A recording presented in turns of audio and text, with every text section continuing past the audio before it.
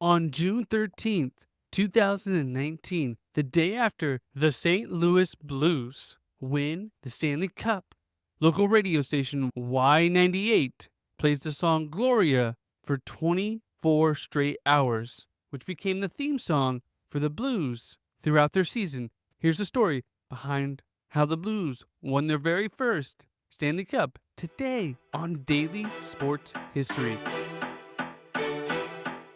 Welcome to Daily Sports History. I'm Ethan Reese, your guide to a rapid deep dive into sports history every day. And today's trivia question to listen out for is, who are the other two NHL teams that have played over 50 years and still never won a Stanley Cup title?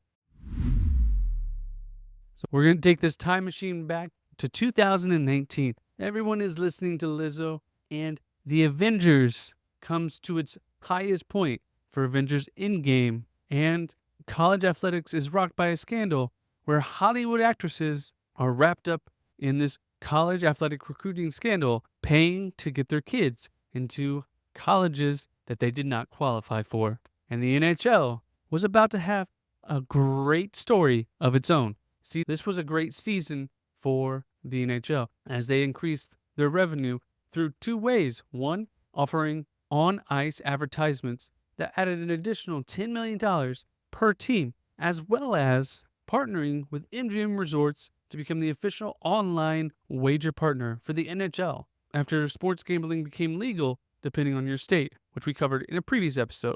And they also announced they would be expanding, adding a team in Seattle, which would be named the Seattle Krakens and start playing in 2021. And the two teams that would meet each other this year would be the St. Louis Blues and the Boston Bruins, a rematch of the 1970 Stanley Cup Finals, which we also covered on a previous episode about Bobby Orr's iconic photo on his series-winning goal where he flies through the air, making one of the most iconic hockey photos of all times. And in 2019, the Blues were the oldest franchise to not win a Stanley Cup, first becoming a franchise in 1967. This was their 50th year, and currently there are still two teams that have played over 50 years and never won a Stanley Cup Finals, which are Buffalo Sabres and the Vancouver Canucks. And it's been over 56 years since the Toronto Maple Leafs have won a Stanley Cup Final, which is currently the longest drought in NHL history. And the St. Louis Blues were led by coach Mike Yu at the start of the season, but he was quickly fired after the team started 7-9-3 and replaced by Craig Berube, who was nicknamed the Chief. And they started the season 15-18-4. But they put their rookie goaltender Jordan Binnington into the net. It changed their fortune, and the team went on an 11-game winning streak and finished the season 30-10-5, clinching their third-place playoff spot for the Central Division, and would be led by Vlad Charnitsky in goals scored with 33, and Ryan O'Reilly would lead the team in points and assists, and their captain that year was Alec Petrigio. Now, there was one other unique thing about the St. Louis Blues this year. While being in last place, some of the Blues players were in a bar in Philadelphia watching an NFL game when they heard the song Gloria by Laura Bargan being played by the DJ. They would get up and dance and sing to the song, and they made that the song they would play whenever they won a game. And they would win the next game and start to hear it played, and it started to sweep the St. Louis area as everyone was singing Gloria for the St. Louis Blues. And when they made the playoffs, they at first had faced the Winnipeg Jets, defeating them in 6 games before moving on to the Dallas Stars. They also defeated in 6 games the Dallas Stars, who they defeated in 7 games. And then they came to the Western Conference Finals versus the San Jose Sharks, who they took down in 6 games, setting up a rematch against the Boston Bruins. Now let's jump into the Bruins season. They were led by Bruce Cassidy and their captain, Zdeno Chara. And that year, David Passmas led them in goals, and Brad Marchand led them in assist and point. And this season had been 20 years since they last made the Stanley Cup Finals. This was the 20th appearance for them, and that year Boston finished second in the Atlantic Division and third overall in the league. And in the first round, they defeated the Toronto Maple Leafs in 7 games. Then they went on to face the Columbus Blue Jackets and beat them in 6 games, setting up a Eastern Conference final versus the Carolina Hurricanes, who they swept to set up the rematch against the St. Louis Blues. Game 1 came on May 27th. It was played in Boston, where the Blues scored first in the first period. And in the second period, the Bruins made a mistake and actually had an own goal scored and gave the Blues the lead 2-0. But after that, the Bruins would come back and score 4 straight goals, scoring an open net goal in the final minutes to win the game. Game 2 took place in Boston, where the first goal was scored on a penalty shot for goaltender interference by the Boston Bruins. But the Blues struck back, squeezing one by just 5 minutes later. But 40 seconds later, the Bruins were able to get a shot off and just around the Blues goalie. And with just seconds left in the first period, the Blues were able to score again. And this would be the last points scored in regulation, as neither team scored in the second or third period. And the game was tied 2-2 at the end of regulation, and they went into overtime. And the Blues fired a slap shot for almost 4 minutes into the overtime period, giving them the victory and tying the series 1-1. Game 3 headed to St. Louis, where Boston came out on fire, making 3 goals in the first period, taking the lead. And they were able to make 2 more in the second period, where St. Louis was only able to eke out just one goal, making the score 5-1 at the end of the second period. At the beginning of the third period, St. Louis tried to make it a go, scoring first, making it 2-5.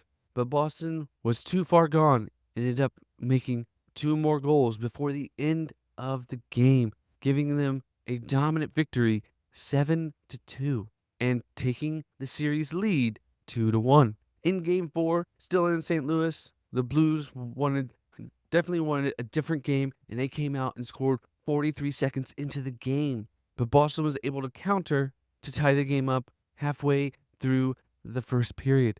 But the Blues were able to score a wrist shot just before the end of the period, giving them the lead 2-1.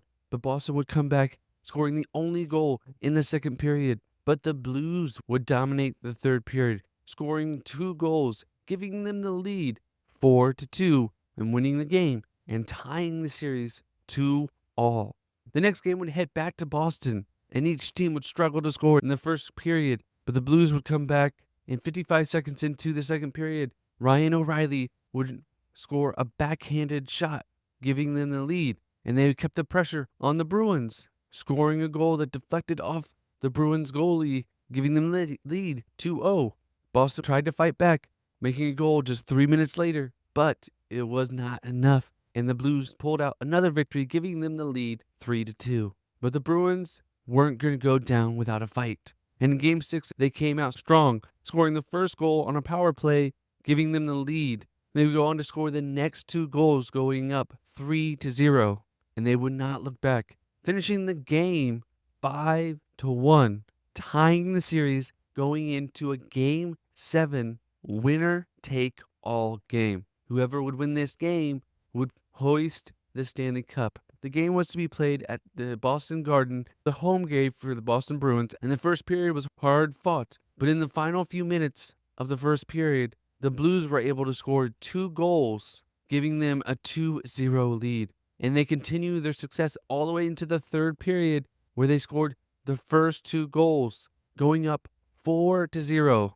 Boston was able to eke out 1 goal in the closing minutes of the game, but it was too little, too late, and the St. Louis Blues were playing GLORIA as they had just won their first Stanley Cup. And local radio station Y98 said if the Boston Bruins won the game, they would play the song GLORIA for 24 straight hours, which they did the following day. And Ryan O'Reilly, the team's leading scorer, won the Conn Smythe Trophy for the most valuable player in the playoffs that year. And ever since, GLORIA has been a staple for the St. Louis Blues, similar to the Boston Red Sox, who always play Sweet Caroline at their games, because sometimes music can really affect how sports can go, and it helps changed the fortune for the St. Louis Blues because they were no longer blue